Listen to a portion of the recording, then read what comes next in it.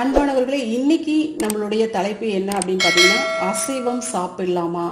இதுக்கு ஓசோ அவர்கள் என்ன விளக்கம் சொல்றாரு அப்படிங்கறத நம்ம இந்த வீடியோல நம்ம இன்னைக்கு பார்க்க போறோம்.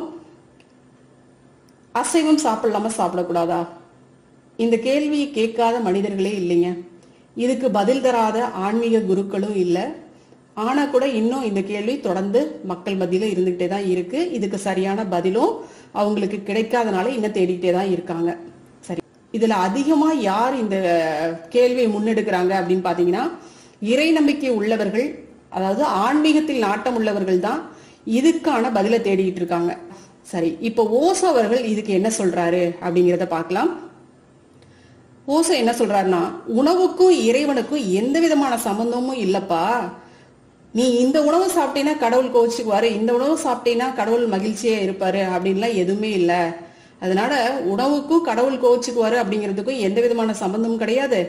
உணவுக்கும் கடவுள் தண்டிப்பாரு அப்படிங்கிறதுக்கும் எந்த விதமான சம்பந்தமும் கிடையாது. ஆனா உணவுக்கும் உடலுக்கும் சம்பந்தம் உண்டு, உணவிற்கும் கர்மாவிற்கும் சம்பந்தம் உண்டு, உணவுக்கும் உன்னுடைய குணத்திற்கும் சம்பந்தம் உண்டு, உணவுக்கும் மனிதனுடைய வாழ்விற்கும் சம்பந்தம் உண்டு, உணவுக்கும் மனிதனுடைய ஆயுளுக்கும் சம்பந்தம் உண்டு, உணவுக்கும் மனித மனதிற்கும் சம்பந்தம் உண்டு அப்படிங்கிறார். அதுபோல மனதிற்கும் இயற்கைக்கும் இறைவனுக்குமே சம்பந்தம் இருக்கு அப்படிங்கிறார். மனித பிறவி அப்படின்னு பார்த்தோம்னா கர்மாவின் அடிப்படையில தான் மனித பிறப்பே இருக்கு. அதை கரைக்கிறதுக்கு தான், இந்த கர்மாவை கரைக்கிறதுக்கு தான் இந்த மனித பிறவியே. இது நம்மளுக்கு தெரியும். தாவர உயிரினங்களுக்கு கர்ம பதிவுகள் குறைவு, ஆனா மாமிச உயிரினங்களுக்கு கர்ம பதிவுகள் அதிகம். எந்த உணவை மனுஷன் உண்டாலும் அந்த உணவான உயிர்களினுடைய பாவ கணக்க மனிதன் கண்டிப்பா என்ன பண்ணணுங்க, அடைச்சுதான் ஆகணும். அதான் ஓசோ சொல்றாருங்க, அம்மாவை தேடி அலையக்கூடிய அந்த தாயில்லாத குஞ்சுகள், குட்டிகள், தாயின் மனம் மற்றும் அந்த குட்டியினுடைய மனம் எப்படி தேடி தவித்திருக்கும். அதாவது தாயை விட்டுட்டு குட்டியை அடிச்சு சாப்பிட்றவங்க, அதாவது ஆட்டுக்குட்டி இருக்குன்னு வச்சுக்கோங்க, அந்த ஆட்டுக்குட்டியை அடிச்சு சாப்பிட்றவங்க இருக்காங்க. அதே போல குட்டியை விட்டுட்டு தாயை சாப்பிட்றவங்களும் இருக்காங்க. அப்ப இதனுடைய மனங்கள் எப்படி தாயை தேடி குட்டி தவிக்கும், குட்டியை தேடி தாய் தவிக்கும் இல்லையா? அப்ப இதை கொண்டு சாப்பிட்ற மனுஷன் இதை உணரணும். அதிக பாசம் உள்ள ஆடு, கோழி, மீன் இவைகளை மனுஷன் உண்பது என்னன்னு சொல்றாருன்னா பாச தோஷம் அப்படிங்கிறார். சரிங்களா? இது ஒன்றுக்கொன்று, இதெல்லாம் பார்த்தோம்னா ஒன்றின் மீது இன்னொன்று பாசமா இருக்கு இல்லையா? அதனுடைய தாய் அதனுடைய குட்டிகள் மீது, குஞ்சுகள் மீது பாசத்தை வச்சிருக்கு. அப்ப அதை அடிச்சு மனுஷன் சாப்பிடும்போது எப்படி இருக்கு, என்னவா மாறும் அப்படின்னு சொல்றாருன்னா பாச தோஷமாக அது இருக்கும், மாறும். அப்ப அந்த தோஷத்தை மனுஷன் அடைஞ்சுதான் தீரணும். அந்த கர்மாவையும் சேர்த்துதான் கரைக்கணும். அப்ப இதெல்லாம் சேர்த்து கரைக்கிறதுக்கு ஒருவன் தைரியமா முன் வந்தா அவன் தாராளமாக அசைவம் உண்ணலாம் அப்படின்னு ஓசோ சொல்றாரு. இதுல கடவுளுக்கு ஒரு பிரச்சனையும் இல்லப்பா அப்படின்னு சொல்றாரு. நீங்க கர்மாவை கழிக்கிறீங்க, இதுல கடவுளுக்கு என்ன பிரச்சனை அப்படிங்கிறார். உதாரணமா ஒரு வங்கியில பாத்தீங்கன்னா 1 லட்ச ரூபாய் கடன் வாங்குறாரு, இன்னொருத்தர் 1 கோடி ரூபாய் கடன் வாங்குறாரு. இதுல மேனேஜருக்கு எந்த விதமான பிரச்சனையும் கிடையாது. கடன் வாங்கியவன் கடனை கட்ட போறான். 1 கோடி வாங்கினா 1 கோடி கடன் கட்ட போறாங்க, 1 லட்சம் வாங்கினா 1 லட்சம் கடன் கட்ட போறாங்க. சரிங்களா? இதுல மேனேஜருங்கிற பொசிஷன் யாருங்க? கடவுள். அதனால எதை சாப்பிட்டாலும் கடவுளுக்கு எந்த பிரச்சனையும் கிடையாது. கணக்கு யாருக்கு அதிகமா சேர்ந்துட்டே போகுது, என்ன வினை நம்ம செய்யறோமோ அவங்களுக்கு தான் அது சேர்ந்துகிட்டே போயிட்டு இருக்கு. சோ அதனால இங்க யாருக்கும் எந்த பிரச்சனையும் கிடையாது. சரிங்களா? செயலுக்கேற்ற விளைவு, அவ்வளவுதான். விரதம் அப்படின்னு சொல்லி நம்ம இருக்கணும் இல்லைங்களா?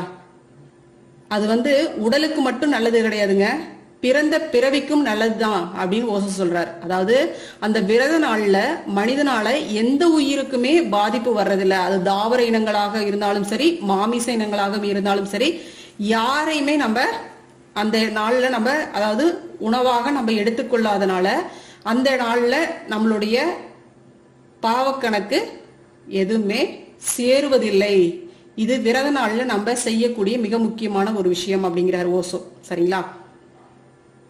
அதான் சொல்றாரு, உடலுக்கு மட்டும் நல்லதில்ல, இந்த பிறவிக்கும் அது நல்லதுதான் விரதம் இருக்கிறது அப்படிங்கிறாங்க. சரிங்களா? காட்டுல கூட பாத்தீங்கன்னா ஆடு, மாடு, யானை, குதிரை, ஒட்டகம் இதெல்லாம் மிருகம் அப்படின்னு யாருமே சொல்றது கிடையாது. புலி, சிங்கம் போன்ற அசைவ உணவு உண்ணக்கூடியவைகளை தான் நம்ம மிருகம் அப்படின்னு சொல்றோம்.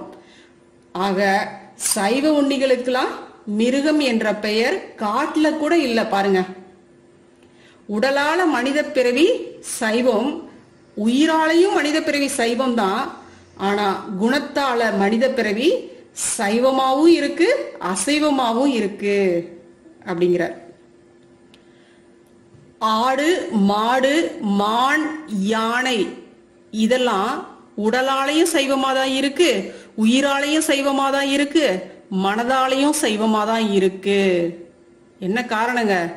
அது தாவர உண்ணிகள், விலங்குகளை சாப்பிட்றது கிடையாது. அதனாலதான் அது உடலாலையும் சைவம், உயிராலையும் சைவம், மனதாலையும் சைவமா இருக்கு. அப்ப மனித பிறவியினுடைய உணவு சைவமாக இருக்கிறது தான் மனிதனுடைய தர்மமாக இருக்கு அப்படின்னு ஓசோ சொல்றார்.